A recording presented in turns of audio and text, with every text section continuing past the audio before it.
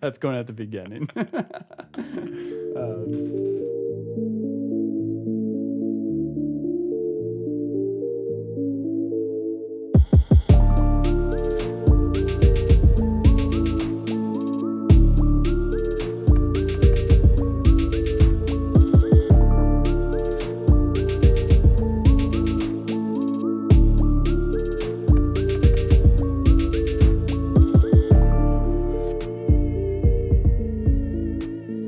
Welcome, everyone, to another episode of the Suited Kings podcast. Today, we're going to get into a couple of different things. First off here, my co-host, Max Havlish, he had quite the score at Running Aces this weekend. And so we're going to get into a little bit of that, talk some hands, talk some final table deal making.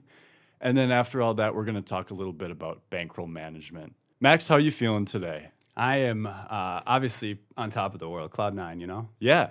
No, literally as we're recording this, it was, probably like 15, 16 hours ago that you walked out of Running Aces with, was it 37,000?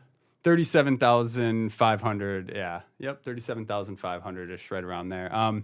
Before we get into that, though, Wes, I just wanted to make a quick side note. Last week when we were interviewing Josh Reichard, I had made a comment about it in a previous accountant I worked with, and I just wanted to clarify that he didn't cost me any money, and I definitely recommend him. So, yeah, we're going back to the tournament. Yeah. I think I busted you from that. Oh, I was hoping we weren't going to talk about this, but okay, yeah. Yeah, so man, it was a rough one. Day 1A, I stone bubbled, and then day 1B, I bust, and then I get sat at your table. I get it all in against you, double you up. I'm down to like 4 bigs. I spin it all the way back up to like starting, and then you just take it all again. So that was... I mean, you know, to be fair, I think you got it in. You were ahead both times, well, although equities were pretty even. I mean, I was technically ahead on one of them. The first one I was probably ahead 60-40, and the other one was like a 50, flip. Yeah, 50. Yeah. It was a flip. So it felt really good to felt you. You know, it seems to be a reoccurring theme here. Oh, my God. You know, it's super funny, though, because after you busted, someone at the table made the comment like, hey, proper collusion, you know, crippling your best friend and then letting him build up again and then taking him out. Yeah. Oh, just beautiful. So, you know, I'm glad if they went to anyone, they went to you. And clearly you used them well. Thank you. You got the result you wanted. Yeah, so that was the start of the tournament for me. It was the end for me. You're queued up. I love it. So I busted one flight previous to that. Then I played so long in the first flight and ended up staying at one starting stack the entire day and then ended up losing a flip at the end of the night. So it was kind of boring. The next flight, I was at starting stack for a while until Wes graciously doubled me up and then built his chip stack up and then gave me the rest of it. Just launched the rest out to you. I ended up kind of just chilling for a while after getting that stack going. I would nothing too crazy to report. I chipped all the way up to like 200K without anything massive happening. And then at the end of day one, I sit down at a new table. I got a few different players. I got Waz and a few different other players at my table. And so I'll give you a preface to the hand that busted the bubble. So under the gun open limps. Folds to Rob, who makes it 3x on I don't even know, 15 big blind stack, something like that. Yeah, and I should clarify for those listeners who aren't from the Minnesota area, this is Rob Wazwaz. He's a bracelet winner. He's known as one of the longtime, very strong Minnesota Live tournament players. Thank you for clarifying that. Yeah. And Under the Gun is also a local reg. I can't remember his name, but I've played with him a lot. Mm-hmm. So he doesn't talk too much at the table. I've heard him say a few things. Anyways, he limps. Rob raises. He calls. Flop comes. I want to say it was like 5-6 deuce, something like that. 2 hearts, something like that. Okay. Action goes, I believe, check, bet, call. So check, Rob bets, Under the Gun calls. Turn comes an offsuit king, and they end up getting it all in. Rob has 4-5 suited, and Under the Gun has king, queen off. So Rob flopped 2 pair. He flopped top pair. Wait, I thought you said it was 6-5 deuce. Was it 4-5 deuce? He had 5-6 or 4-5. Okay, yeah. Anyways, so he flopped, whichever one it was top 2. You know how it is with me. Come on. He flopped top 2 pair, and then homeboy turned top pair, and Rob ends up holding doubling. So this was the hand before. The reason I was mentioning that is because now I'm the same thing happens. He he was actually under the gun one last hand. Now he's under the gun. He limps again. I'm in middle position with ace queen suited. I have ace queen of diamonds. I 3x it after his under the gun limp, folds back to him, and he goes all in for 220,000 at 8K big blind. Oh, I think you told me about this. Yeah, I mean, this is, and so like there's a bunch of things going through my head. First off, I have history with this opponent. I know that he has some good results. Like he's not like a bad opponent. He just plays a style that I'm not used to. It's his own style. Like, you know how we mentioned poker's an art. He has his own flavor, and like he rides it. You know what I mean? So, and what was the big blind here again? 80K. Or 8K. 8K, yeah. Okay, so it's like 27. Yeah, so but 27 bigs on the stone bubble. It's important. Yeah, so we're on the stone bubble. Next person to bust, we bag, and we're in the money. So I have him just covered at this point. I have 245-ish K, and he has 220K. Things that were going through my head. First off, he just lost a pot to Rob. He limped again the next hand. I'm like, you know what, he might be tilting a little bit here. And he also just limped king, queen off under the gun. So keep that in mind. So that was one of my considerations. The second consideration is if I call off here and win, I'm going to be going into day two with a massive stack and able to just kind of punish my way into a final table, right? So I think there's a huge equity in that as well. 240K is still great. I think, almost 30 bigs.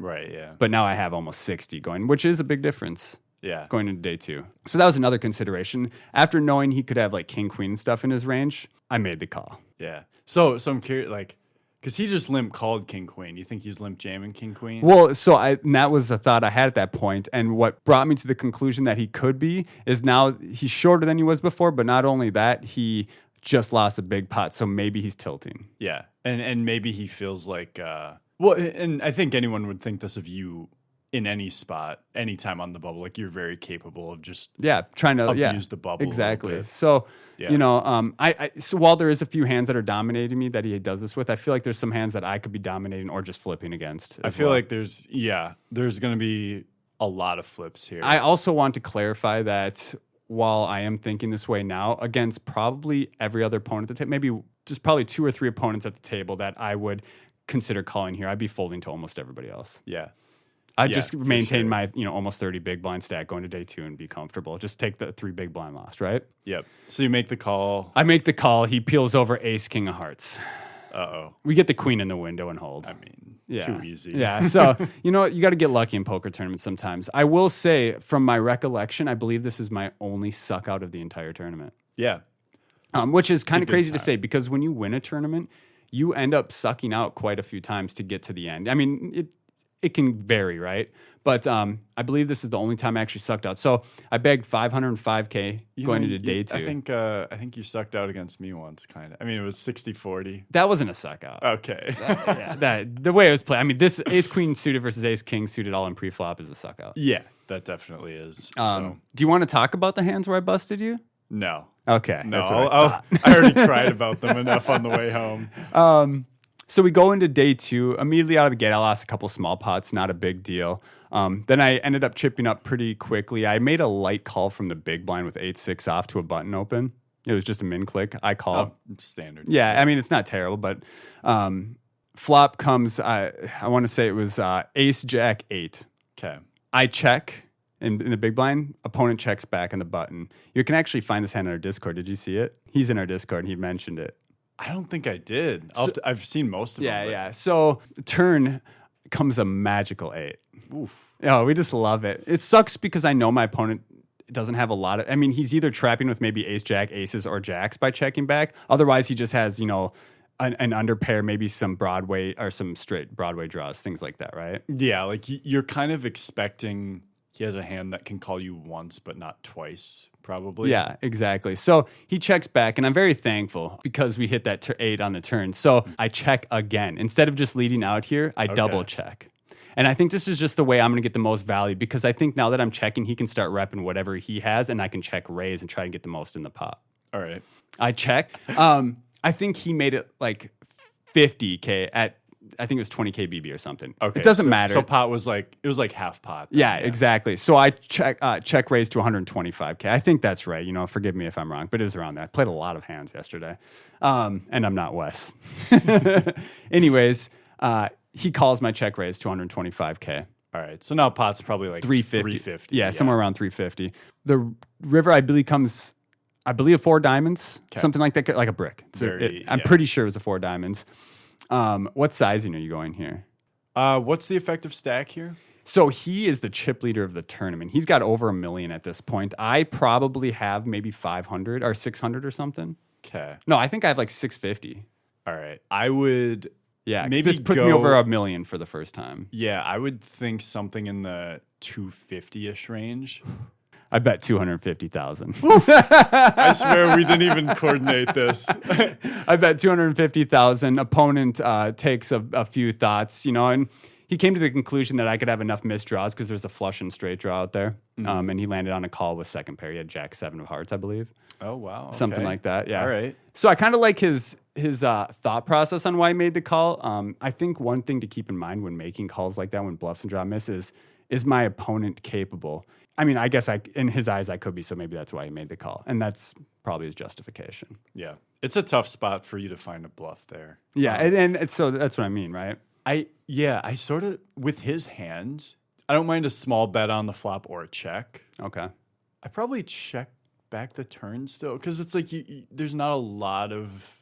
it's a tough spot. Well, I mean, the only thing he's going to get value from that he's beating is like straight draws and stuff like that. Which I guess if you had one, he would have gotten max value. Yeah. So it's, there's a lot of ways you can go deep into that.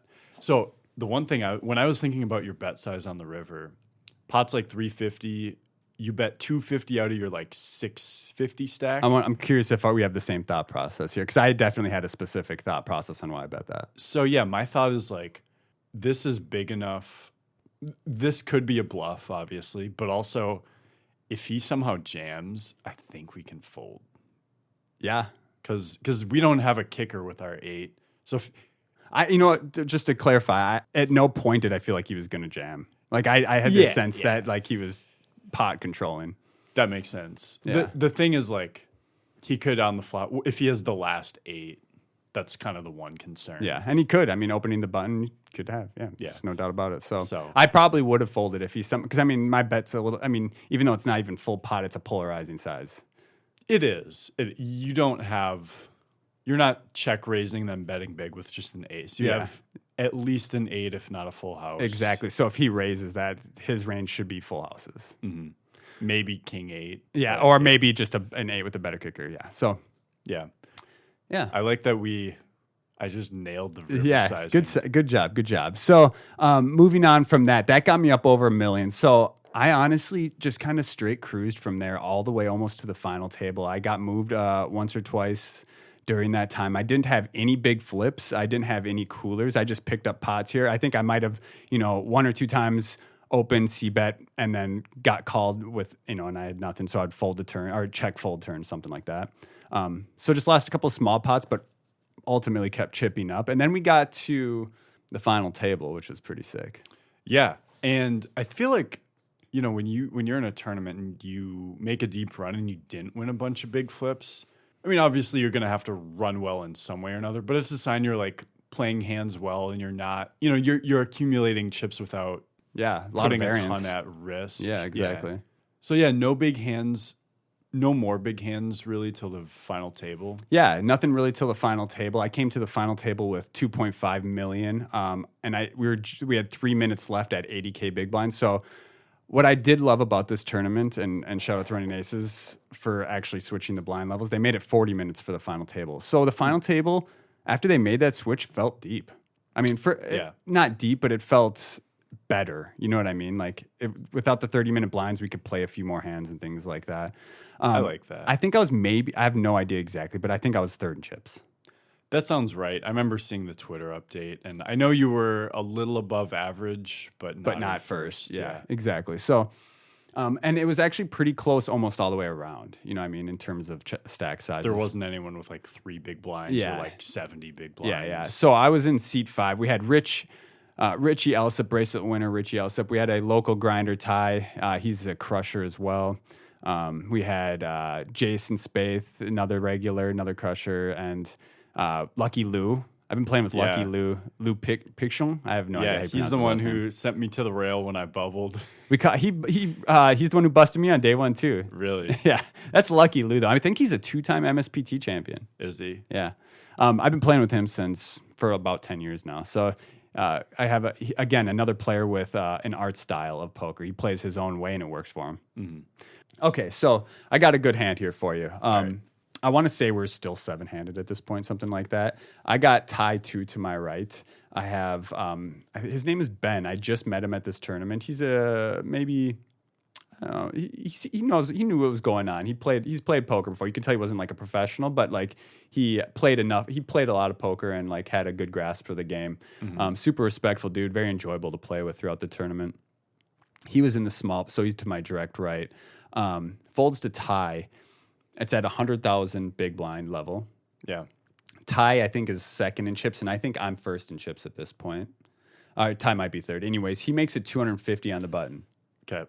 Ben in the small blind has, I believe, 1 million or 1.1 million. It's 1 or 1.1 million, and so he has 11 big blinds, and he calls the 250K. That's concerning a little bit. That's concerning, right? Yeah. Well, it's not concerning when you're in the big blind and you look down at 2 aces. Oh, that's very good then. So right. I'm like, okay, I'm gonna raise here, and he's never folding, right? Mm-hmm. Well, what size do we go with here? This is the part. I mean, God, so what's these the are important effective stack between you and Ty? So I want to say I have like 5.5 ish, and he has probably like 3.5, something like that. And the big blind's 100K. Yeah, I had 4.5, and he had about 3. All right. So it's like 30 big blinds, and then I think like 45 bigs. Oh man, I'm thinking something like 750 or 800. God damn it. Did I just get it? I bet 800. I raised 800. Yeah. Okay. Yeah, my thought is if it had been heads up and you were slightly shorter, this is a decent spot to just trap it. Yeah. Since I think heads up, you would still want a 3-bet. But then especially with the cold call in the middle, it's like, or not cold call, but just the call in the small blind. Yeah, you just got to get more chips in now. And so I made it 800. After a little bit of thought through both of them, they ended up folding. I didn't see what either one of them had. So I guess my biggest question about that hand was the sizing. Was the sizing good? I'm glad you agreed with that. Yeah, I like it because it's this, you don't want to go like 1.1 million because then Ty's going to know that you're not really folding. Yeah, exactly. And my kind of what I was trying to make it look like is because this guy's got 11 big blinds and I have Ty handcuffed with ICM that I can now raise here, and Ty should be folding most of his range because of how short and chips. Yeah, you would do that with a hand that that's not okay aces. Getting it in with, because obviously you're committing against the small blind. Yeah, here, some things maybe like King Jack suited and up, King Queen suited up, something like that off the top of my head. I haven't looked at it, but could even be a rag type of situation. Yeah. A King 4 ace. Ace rag suited or offsuit. Yeah. Even. I don't know. This is a very specific spot. I don't know exactly what. Right. It's a unique spot. And considering the ICM, I really wanted one of them to. I didn't think small blind was folding. They both ended up folding. So that was the end of that hand. I extended my chip lead there. It's a great spot to wake up with aces. This one is interesting. This one I played heads up with Vig. I can't remember the guy who ended up winning the tournament. David Vig, I think David Vig, something like that. Anyways, I opened 8-9 of hearts to 200K at 100K. I'm currently chip leader. Have 5 million. Big blind defends. Vig defends with 3 million. Mm-hmm. Flop comes 3-6-8 rainbow. Okay, so you got he checks top pair. He checks. What do we got? There's like 500K in the pot or something like that. 550. 550. Yeah. What are you betting here? So we have top pair and backdoor straight draw. Maybe even a backdoor flush. I don't remember if there was a heart or not. Yeah. So there's... This flop obviously favors big blind's range over my... It kind of does, but he's not going to have a ton of 2-pair. Right. I think this is normally a board where you could bet a little on the bigger side because you'll have the overpairs. You could bluff with like 10-9 suited, 9-7 suited, etc. But there's also an argument for checking back. Yeah. Okay. I think if you have a backdoor flush draw, you can check back a little more. Considering a specific hand, I'm glad I didn't check back because I would have leveled myself into 2 streets of value owning myself. I think I remember seeing this one. Yeah. So, anyways, I bet 200 and he jams 3 million. Yeah. So it sucks so bad. I'm just like, man, one card that I think is important to consider is that I have the 9 of hearts in my hand because that blocks his straight draws. The 7-9. Yeah. His open-ended straight draws and things like that. There are a lot of open-enders on this board, but also you just don't. It's just too much of a risk. If he had a worse 8, he's not just blasting it in. He's second in chips and I'm first. It's very this would be a total blast off if he did that. Like I'm sort of here expecting to see like 6-3 suited or 8-6. Yeah, like something like that. pair, Or maybe even ace-8 or something like that. I don't know about ace-8. This opponent would jam ace-8 here. Okay. 100%. Yeah. Which, regardless, you lose to that here, but it would put you in a pretty sick spot if you had pocket 10s or something. Yeah, absolutely. And even pocket 10s just like, I mean, considering the advantage I have over, the field with my stack at this point, like I don't even love that. He thankfully gives me the full speech and says, hey, like, I have it here. Like, you're crushed. You are drawing dead, like emphasize you're dead. And I'm like, man, people who are trying to get me to fold this bet typically don't have it. You know what I mean? Like they have a straight draw or something like that, right? Yeah. But then he's like, but then he said one thing that really clicked with me. He's like, everybody here is going to hate me for telling you I have you crushed after I show you my hand when you fold. And I was like, I fold. Okay. I fold. And he showed. He flop middle set with pocket 6s. Yeah, so you were dead to the back door. Yeah. Wow. Yeah. That's I have very little equity. It's just a let off. I could have lost a decent amount. I'm never going to lose all my chips against him there, considering our stack sizes, but I would lose a healthy. Yeah, you would have stack. easily lost something more. Yeah. Yeah. This next spot was a little bit more painful because we're 3-handed at this point. It's me, Jason Spaeth, and Vig, and he's on. Jason's in the big blind. I'm in the small blind. Vig's on the button. Apologize if I'm pronouncing Vig wrong, by the way. I have no idea, even if you listen to this. He open jams 22 big blinds on the button. Mm-hmm. The hand before this, he said, I am not going busto with suited connectors. Swear to God. So I wonder what he has. What he has. He open jams 22 big blinds on the button. I call off with ace king suited, or I re-rip with ace king suited. Jason folds. We get it heads up. He has 7-9 of spades. I have ace king suited. Board runs out 7 high. I lose it. The reason this hand sucks is because if I were to win that pot against him there, I would have maybe like a 4-1 chip lead against Jason heads up and him, and I think he had like 15 bigs or something like that. So I would have locked up the extra 10K that we had aside. Yeah. Did we want to talk about the chop? Yeah, I was going to ask. So when you got to 5-handed, you guys made a partial ICM deal. Yeah. Talk about that, and then also just on a general note, maybe let's talk about like when we like to make these deals, when we like to play on, what goes into that sort of thing. Okay. Yeah. So at 5-handed, Ty, Ty is one of the more solid. I mean, he's a great player. I think he's definitely one of the best at the table. He raised the thought of having to chop. Mm-hmm. And do you remember what the payouts? Because I remember the initial first place was like 52K. Yeah, I want to say it was like 52K, then dropped to like our 53K, 31. And then like 34, something like that, 31 or 34. Actually, it was like it was around 31K because my ICM chop was just under second place money. Okay, and you got just over 30K. And I got just over 30K, right? Yeah, that sounds right.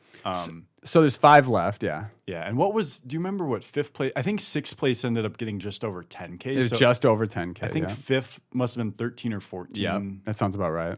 So yeah, at this point, there's a 39K range of outcomes that you could end up with. It's a lot of money. Yeah, it is. So, and one reason, I just want to mention this.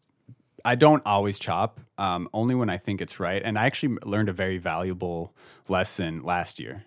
Yeah. In January, MSPT Blackhawk. That was our first trip. That was our first trip together. I final tabled the MSPT in Blackhawk, $160,000 up top. Yeah. I'm chip lead with 4 left, have almost half the chips in play. Player at the table raises the idea of having a chop. And, I just told him no. I was like, I have an advantage here. Like, I have the big stack. I'm going to win it all. And that's the mindset I had. Well, I busted fourth for 57K when I could have chopped for like probably, over six figures. I would have got over six figures with ICM. Yeah. So, that kind of wakes you up a little bit, right? Yeah, that sort of thing, it's always tough because you can say you're being results oriented, but it's like, because you could have won the tournament too. Yeah. Right. And I think one of the things to keep in mind in those spots is just recognize like, okay, you've locked up a certain amount of money. So let's take the MSPT, for example. You've locked up the 57K. You and three others are playing for over $100,000 more. Yep. And even if you're the big stack, you're all like relatively short. You know, if you were playing a cash game, you'd be much deeper, and you would never play a cash game for $100,000, right? Right. And so obviously tournaments, you're going to find yourself in spots where if you make a deep run in a large field, the amount of money you're playing for is much bigger than you're used to. Like these spots matter. Right. And it's important to not let your ego get in the way in these specific spots. You know what I mean? And I feel like I did at MSPT. Okay. Yeah, that's good to know. I might have been better, but I could have locked up so much money, with zero variance. Yeah. Yeah. And when it's a tournament where the size of the payouts matters, it's like, it is good to cut down on some of the variance unless it's just an absolute dream scenario. Yeah, exactly. And, like, for example, we were talking about what would be the dream scenario where I wouldn't chop in this Running Aces tournament. It's if we're not all the same stacks. It's where if I have, say, 60 big blinds, there's a few 20 big blind stacks, and then maybe a 5 to 10 big blind stack where I can apply all this pressure I couldn't before to these 20 big blind stacks due to there being a shorter stack to them. That's what we call ICM pressure. Those spots are a lot more dreamier because I can just open and take down a lot more pots due to people folding. Like your stack is almost worth more than the actual ICM value because of the it gives you so much more of an advantage in the play. Your expectation to pick up chips is now higher. Whereas like the actual situation, it sounded like you had like 30 bigs and then there were a bunch of people around 20. in the middle 20s. Exactly. I had 5.1 million of the 19 million in play, 18 or 19 million in play at the time. Yeah. So you had like 30 under, just under 30%. Yeah. Somewhere right around there of the chips in play. He raised it, and I was like, you know what, Ty? He was like, we can everybody chop up 22K evenly or whatever, and then we'll leave some to play up top or whatever. And me being the chip leader, I'm like, my stack and ability is worth more than that, so I argue that. And then as you should, yeah. So I said I would be willing to do an ICM chop where we get the value of our chip stacks because I have the biggest stack. He agreed. We got everybody to agree, so that left me with $30,500, something around that. And then, you left 10K up top for first. And then there's 5 people left. So I said, hey, what we'll do is we'll do ICM chop, and then we'll take 2K off every position, off everybody's, and play for that 10K. Winner takes all 5-handed, right? So I locked up the 30,500. People start dropping, trying to go for it. Ty ended up, I don't blame him. He ended up jamming like, I don't even know. It might have been under 10 bigs, around 10 bigs, with 8 deuce off small blind versus a tighter player's big blind. Guy ended up calling, and so he lost it. I did see that one. The 8 deuce, I was like, sheesh. Yeah. But it is true. He's just going to fold so often there. That's probably printing, though. Yeah. And there's no money also. Yeah. I will say 8 deuce off, still a bit light, but yes, at this point, there is no ICM. If all the money or all the remaining money goes to first, there's no ICM because you're just playing for chips because all you're doing is playing to get all the chips. Yeah. So you should be playing it how you would play like 10 or 12 or 15, 20 big blinds on a day one. You're just trying to chip up now. Yeah. And so, anyways, there shouldn't be any like overfolding. Okay. So I feel like this is a great spot for me too because I have the chip lead also. Like I have more of an advantage than all of them do of getting that 10K because of my chip stack at that point. So 4 players left at that point, and I continued just card distribution wasn't where I was just picking up big hands. I was picking up lots of like king 10s, ace 5s, and things like that where I'm open, not trying to get it all in. But thankfully, there's a lot of folding happening. So I'm continuing to build at this point. Ends up getting down to 3 players. Vig ends up busting out Jason, which gives him the exact same stack as me. I think I had 100,000 more, but it was like less than a big blind, right? Right. I want to be completely transparent about my first offer. Yeah. I look at him and I'm like, you know what? I'm ready to go home and take $5,000 here. We're heads up. Even though I think I have a lot more experience than this player, I was like, I offered him, I said, hey, I'll take the trophy and we'll split the even 5K. chop the money. Yeah. And the trophy is my ability difference, essentially, is what I'm taking. And that's not even that great of a deal, I think. Yeah, I mean, you're kind of just saying like, and I don't think it's wrong of you to just assume you're the better. Like, Yeah. you've been here, you've won these, obviously. Well, and that's exactly right, and that's think, my point. And I mean, just by playing with them, when you as someone who plays poker a lot, one of your skills is noticing players who aren't as experienced as you. Like that's a skill that we build, right? Mm-hmm. So I mean, it's clear that I have a lot more experience than this player. And even if it wasn't true, like offer a chop and you get the negate trophy. variance. Yeah, that's fine. 50-50, yeah. And no, I'm not trying to talk down on Vig. I mean, he was a great player. He played well. He did a lot of things that surprised me. So yeah. Anyways, I offered that, and he goes, the trophy means a lot to me too, essentially. And I said, okay, well, now that I know that like the importance of the trophy to him, I said, all right, well, let's make a different deal. I'll take $7,500. You take $2,500, and you can have the trophy. Yeah. And he wasn't about it at first. He really wanted the trophy bad, and he's like, "You're being greedy." And I was like, And then I was just straightforward with him. I was like, "Listen, I have a lot more experience than you in these spots. I'm not trying to be condescending here. This is just factual. Like I've been here a lot more than you, and I think that my experience has a value to it." Mm-hmm. So I told him that, and then he agreed on the chop, and I think that's a successful win for both of us. It's a pretty good negotiation, I think, on your part. I mean, clearly, if you have a 50-50 chip distribution and then you get 75% of the money with zero variance. Yeah, for no variance, just in exchange for the trophy. Like financially, that is a very, very big win for you. And don't get me wrong, I love winning trophies. Like I'm a trophy guy. I get it too. Yeah. But I'm looking off to the right here, and we do have both an MSPT and a Running Aces trophy. Yeah, sitting on this shelf here. Yeah. So do you think you would have made a different decision if you didn't have like a Running Aces trophy already? No, I don't think it was if I had a trophy or not. I just think it comes with experience. Like as I get older, I think I realize easily that the money is far more valuable to me and my family than having a trophy on my shelf. Yeah, that's to stroke my ego. You know what I'm saying? That's true. Yeah. There's I've thought about that a lot. If you win, let's say one of us wins like $500,000 in a bracelet this summer. Mm-hmm. In that moment, the bracelet, whether you win 100K or $1 million or 500K, it kind of feels the same. But then years down the road, it's like, man, it would be stupid not to take the extra hundreds of thousands. Or, in this case, it's a couple thousand extra dollars. It's like, But I mean, just for a piece of hardware that would have sat on my shelf, that like I have a lot of good hardware already. So you know what I mean. Yeah. I'm very thankful to Running Aces for running that tournament. It was honestly very well ran. Shout out to Dave. I can never say his last name either. Margulies, something like that. Yeah. Chris, Debo, Dan. Who else am I missing? John from there. All those guys. There's even more than that. All the TDs and people at Running Aces. I've been playing there since I started playing poker, and I'm thankful for all of them and the great attitude they bring to the tournaments. Absolutely. Yeah. We scooped one, boys. Yeah. Congrats again. That's Thank awesome. you. It felt really good, and even after that chop, it's like one thing I want to end this on is that while it definitely was anticlimactic, the feeling of winning a tournament, the fist pump, like it's over. Mm-hmm. I did it. I won it. I didn't get that. Yep. I didn't. But I got to go home knowing that I did the best thing financially for myself. Yeah, there you go. Yeah, and that felt like, and that's a different feeling. You know what I mean? So hyped on that. I feel like I made the right choice. Let's talk about ways I don't lose all that money. Yeah. Let's transition over into the money part of poker. So bankroll management. Obviously, best thing you can do for your bankroll is win 37K in a weekend.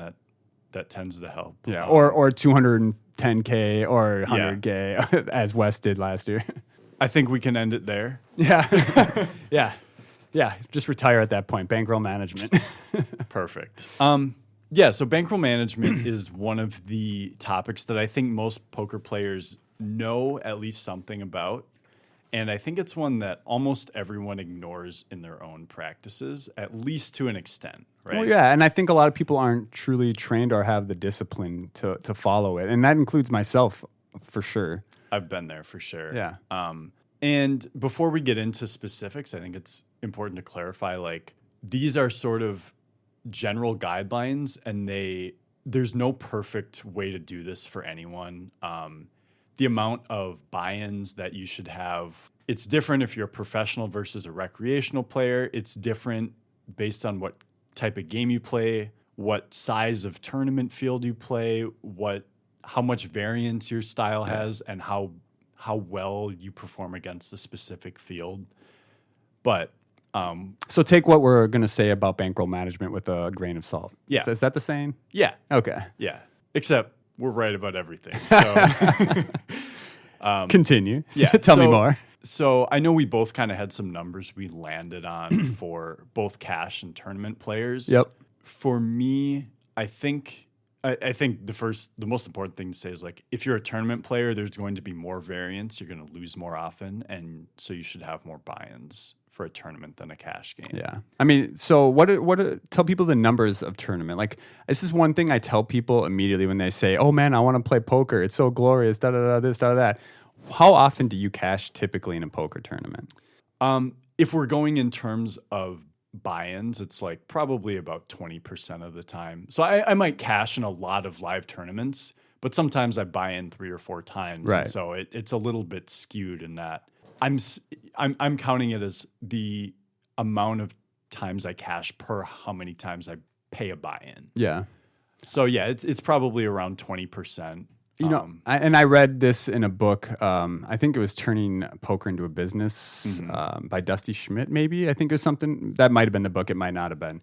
Anyways, it talks about how you can compare the professional player to, like, what a batting average is. Like, even the best in the world hit, 3 out of 10 times at bat. You know what I mean? Yeah, or the best in the world might hit 20 or 2.2 out of 10, but when they hit it, they hit more home runs than everyone else. Than the less experienced player. Isn't that a great analogy? Yeah. That's a great way to put it. Yeah. And so, Wes's mind is blown right now. I can see it. He's a baseball player. The baseball analogies really land with him. They do. I was a big baseball player, for those who don't know. But that's a great way to put it. And obviously in that, I'll have some streaks where I win a bunch, but then I'll also have some streaks where I'll lose a bunch of buy-ins in a row. Online too. Online is tougher, and there's just less of an edge. Like, I've gone like 0 for 30. Do you think the extra volume makes up for that?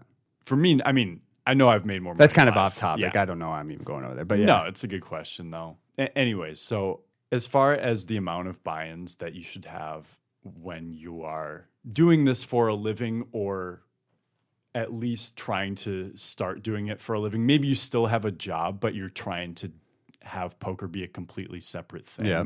If you're playing live tournaments, I would suggest 100 buy-ins or more. If you're playing online tournaments, I would suggest something more like 200 to 250. So do the quick math for a listener. You say you're playing, your average buy-in is the Running Aces double stack $200 buy-in. How much should you have? $20K. 20K. So and you and I were talking about this. Again, remember, these lines are blurred. Like, it's kind of arbitrary, if that's the right word. I think that most people are not going to be within those guidelines and have that kind of money. So again, what Wes prefaced this all with is, do what fits your style. If you have an income and a paycheck coming in each week that can replenish it, just budget in that sense. You don't have to follow this. But the reason he's saying this is because these numbers is what's going to mitigate your ruin. Your risk of ruin. Risk of ruin, yeah. Yeah. Mitigate your ruin. Yeah, your death. Yeah. So yeah, most people listening to this are not doing this full time. And if you have a normal income outside of poker, like, you don't need to have all these buy-ins, because it might just be something you have a budgeted amount that you're putting towards your quote unquote bankroll. Yeah. And yeah, you might have 5 buy-ins. Yeah. Of poker money, and that's totally fine. Like, because you're not relying on this as a source of income, and so you can kind of treat it however you like. But it's still good to be aware that you could be a very good recreational player, and 5 buy-ins might not be enough for you to just to stay above water. Yeah, variance can destroy 5 buy-ins very quickly. Yeah, very quickly. So that's why having 100 buy-ins, you can survive the variance and really let your skill shine to make that profit over the larger sample size. Yeah. Yeah, for this advice is more so, the whole bankroll thing is just more so, I think, for professionals, because this is your source of income. And not only do you have to be a winning player, so, not only does your graph have to go up a lot over time, but it can't ever, the downswings can never be so much that your bankroll hits zero or gets close to zero, right? And I think there are a couple sides of bankroll management where, one, it's just mitigating your risk of ruin, where even if you play your absolute best poker and you're a very solid winning player, if you don't have enough buy-ins for your game, you still might just go bust. Right. And then there's the other side where if you don't have enough buy-ins, you probably will just not play as well because of that, because the money will matter. The money matters more too. I think there's a perfect sort of middle point to, you want the money to matter a bit to you when you're playing, but you don't want it to matter when you go home, but you want the amount that you could win to be something relevant. Yeah, exactly. But not to the point, like you said, where it affects your play. You know what I mean? And we see this a lot, it can be volatile. So yeah. And where we see skill come in poker is over, 100 games, not 5 games. So it's important to keep that in mind, that if you have 5 buy-ins and you don't have a job, don't try and become a professional poker player. 100%. And I want to touch more on that. Just before we do that, I did want to mention the numbers I have for cash game players. So I would say if you're an online player, the average, when you buy in, it's 100 big blinds. For cash online, it's actually probably a good idea to still have 100 buy-ins. Now, that doesn't mean to keep 100 buy-ins on the site. That means your entire roll, your entire bankroll. Whether it's on the site or in your bank account or in your pocket, 100 in your safe, whatever. Yeah, don't. In fact, I would advise people not to leave a significant chunk of your bankroll on these online sites. Can I touch on that real quickly? Yeah. Stepping back, because it relates to this. If you are hitting a score live, don't take cash. Get a check. I wanted to bring that up earlier, but talking about not keeping big chunks on you, grab it, take a check, cash it. It's just the best play. It mitigates a lot of, as we said, risk to ruin. Unnecessary stress. Yeah. When I've done that, I have taken either a full check or I'll take like a few thousand in cash for if I don't have any more on me for the future. But I'm not out here carrying a ton of cash around. No, or any for that matter, right? So just take checks. It's the safe play. For sure. Back to where we're at, though. Yeah, so for cash games, online cash, 100 buy-ins. Live cash, I would say less buy-ins, but the games do tend to play bigger. So you might be buying in for 200 or 300 big blinds. You might be straddling, the raise sizes will be 4x pre-flop sometimes. You're going to go through bigger swings.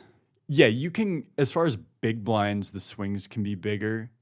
I would say in both cases, having like 10,000 big blinds is a good idea. So that means 100 buy-ins of 100 big blinds online. That can mean 50 buy-ins of 200 big blinds live. Okay. Right? But having 10K big blinds, and that might seem like a lot, and you can probably make it on less, but if you hit that amount, you will be in a position where if you are a winning player, you will just not go bust. I think that what you're saying might be hard for some people to digest, considering talking about it in terms of big blinds overall instead of buy-ins. So can we clarify that a little bit? So when he says 10,000 big blinds, let's divide that down into buy-ins. So say one buy-in is 100 big blinds. We would have 100 big blind or 100 buy-ins, right? Yep. So I don't know if you'd already clarified that specifically enough, because I was still thinking about how that might be hard for someone to digest. Yeah. Let me put it this way: if you're playing 2-5, having 50K. Yep. Yeah. If you're playing 5, which 50K would be, if we're playing 100 big blinds per buy-in, it would be 10,000 big blinds, right? Well, I'm just saying, whether you're playing live or online, have like 50K. Online, that'll be 100 buy-ins. Because online is just tougher to beat. Right. Yeah. Live, it'll be probably less buy-ins because a lot of times you're buying in for 1K or even more. Because you'll probably have more of an edge live, but each buy-in, the game, there might be raises to 20 pre-flop, there might be straddles, and so you'll have less buy-ins live, but you still need that amount of money because the buy-ins and the pots and stuff tend to play much bigger. Okay. Again, guidelines, and most of the listeners out there, like, if you're going out and playing a couple of 2-5 home games per month, like, I don't want you to take away that you need to have 50K worth of poker money sitting around. Yeah, I mean, most people don't, right? Yeah. But if you are looking at doing this professionally, it's probably a good idea to aim for that, or at least be somewhere in the ballpark before you're really taking the shot live. Okay. So Let me ask you, what are the benefits of practicing bankroll management? Why is it important? that's a very good question. So we've touched on the risk of ruin. I guess I briefly mentioned the mental side of it, where, if you're playing in a tournament and you come in and you're like, okay, I'm only going to fire 2 buy-ins here. Let's say you're playing a 1K and you have a bankroll of like $12,000. Yeah, Like, that seems reasonable. Yeah, like more regular. yeah. So let me put it this way, and I'll be transparent. So I think most people know I had a great year last year, but in MSPTs I lost like 23K, right? Yeah. So, it's just so normal to have that. And so I lost like 20 something buy-ins, right? Yeah. So you can play well, which I think I did in Yep. the MSPTs. And that stuff those swings are just so normal. We're like, if you're that's playing not even like that's not even considered bad. yeah. And like if you go into this tournament and you have 12 buy-ins for that tournament, you're going to feel it. Like, forget the whole risk of ruin thing as a practical thing. You're going to just play differently, knowing that each buy-in means so much. And when you bust, you're going to feel that stress. Yeah. And so what might happen is you're going to find yourself taking lower variance lines because you're overvaluing your tournament life. Yeah. So you're not making optimal decisions, profitable decisions due to you being afraid of the financial impact of it. Yeah, because, staying alive in that tournament and continuing to have the chance of making a deep run is going to feel so important that it will actually take away from you doing the things you need to do to make a deep run. Yep. I think a lot of people get stuck there. Yeah. And I will say, this is one thing that I think a lot of recreational players do have, because obviously they don't need the money, they have a job. Yeah. But a top 3 finish in a big tournament would mean a lot financially to. Yeah, it can be half to even a full year's salary for some people. Definitely. And one thing I'll notice is people will make plays that will lose them a ton of value because they'll try and get someone off of a hand, even when they know they have like 90%. Because they're like, oh, I need to lock up this hand. I can't get sucked out. Prime example, the pocket sixes. Of your final table there. Yeah. And you'll see that a lot. And when you're properly bankrolled for these games, it will allow you to take the variance, and even though it'll bite you in the ass sometimes, like, over the long term, going for the highest EV plays will make you the most money. Okay. Or I've seen it on the flip side too, where someone just gets tilted because they're losing or something, and suddenly they feel like they need to gamble to win it back. And really just anything that makes you feel the financial pressure of a tournament is a bad thing. And so playing within your bankroll, where if you lose a couple buy-ins, if you lose 10 buy-ins, you can go home and not really sweat it. It's not a problem, right? Mm-hmm. Let's summarize a couple of those things. Reasons why we practice bankroll management. And, honestly, I think bankroll management might be the hardest thing to practice out of all the things, because it's very strict. Yeah. You know what I mean? To do it right, you have to follow strict guidelines poker's a game of small edges, and I think that not following those guidelines strictly can make very negative impacts on how successful you are as a poker player. So to summarize here, I think Wes kind of boiled it down to, it helps our mindset, not having financial pressure. You know what I mean? Like, if you have less buy-ins, there's more of a financial pressure on you to succeed, right? To whereas you can play a more optimal game when you have more buy-ins. Mm-hmm. It's to lower variance. The more buy-ins you have, the more swings you can deal with without getting crippled and having to go get another part-time job. Yeah. Yeah. And I think the way to put it is, like, it allows you to have the higher variance too. Because usually when you're doing high variance stuff, you're doing it because you think it has a better long-term payoff, right? Yep. And I think this kind of aligns with all of them is following these guidelines helps you develop a system to become successful. Mm-hmm. Yeah. So I think those are, having that foundation will set you up for success. And I don't even know if we really talked about this, but also just having a bankroll will allow you to track it, and then you can track your wins and losses. You can really know where you're at. That's a great point. Something I didn't do until later, for sure. Like I didn't even really know if I was a winning or losing player until a few years into playing. For sure, yeah. And I think pros are doing that, but if you're a more recreational player, even if you're not following these exact guidelines, which is fine, it will give you a good sort of starting point so you can actually track your total and see what your real results are. Yeah, it's funny. Remember that became part of my resolution this year. Yep. For online. I mean, Yeah. I've already kept track a lot, but online I'm going to do that a lot better this year so I can really see what it looks like. Cool. And then I guess one other thing we should talk about while we're on that topic is separation of bankroll from life roll. Mm-hmm. Again, another thing I didn't do for a long time, but once I did, it made an incredible difference. Like it took a lot of pressure off my of stress when I would bust tournaments, knowing that this is my role and this is like that's for that. You know what I mean? Mm-hmm. When it would come out of my life roll, I'm like, oh, I'm getting closer to zero. You know what I mean? Sure. So it took that pressure off me, separating the two funds from each other. Even if you have a poker bankroll of $200, put it in a separate account and try and grow that account. Like make that your goal to grow that account. Growing that account, and that doesn't look like taking that $200 and going and playing the double stack, the $200 double stack. It looks like going and playing 10, 20 cent online until that's 400 and then moving up. You know what I mean? Yeah. Like that's how success happens. Yep. 100%. And it doesn't mean you can't like add a little bit more to the bankroll. Like maybe you put in 50 No, that's bucks just for, that's a very Yeah. No, it is a very good idea. And speaking as someone who does it professionally, it is a little different because obviously my poker roll has to fund my life roll. Yep.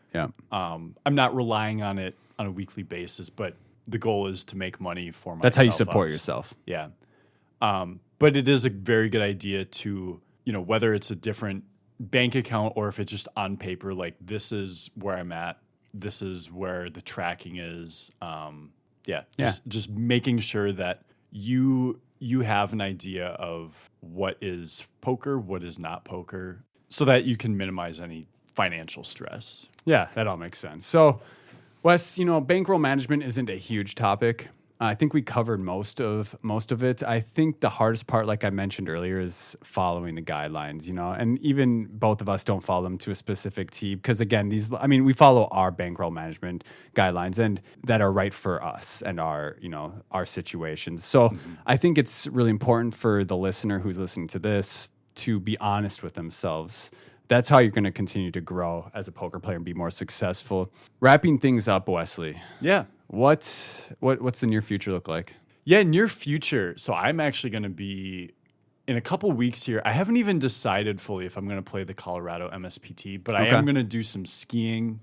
You bought a new pair of skis, I heard. I bought a pair of skis. I was in Lutzen with some friends a little over a week ago now. That's awesome, man. Love and I was Lutzen. like, man, I am not going to rent these skis again because I knew I was going to buy skis eventually. I'm like, I need to do this before I go up there because I will feel so stupid if I rent them again. Yeah. And the nice thing about owning your own equipment, especially skis or snowboards, is that you get used to them. Instead of getting a different pair every time, you kind of just they're uncomfortable. You get something that's right for you that you can probably use those skis for the rest of your life. Yeah, that's hopefully the plan. Yeah. So yeah, I might do some skiing around here too, but I'll you definitely. and me will get out for sure. We will. I'll show you how to do some that tricks. I know, that surprises me. Yeah, I'm going to be doing some of that up in Steamboat Springs, Colorado. The dream. Yeah, that'll be a lot of fun. Okay. As far as poker, I'll play a little bit online here and there. I've played a ton for the last 2 years. I've taken a little time off, but I've gone hard at it. Yeah. And I have a lot of stuff coming up.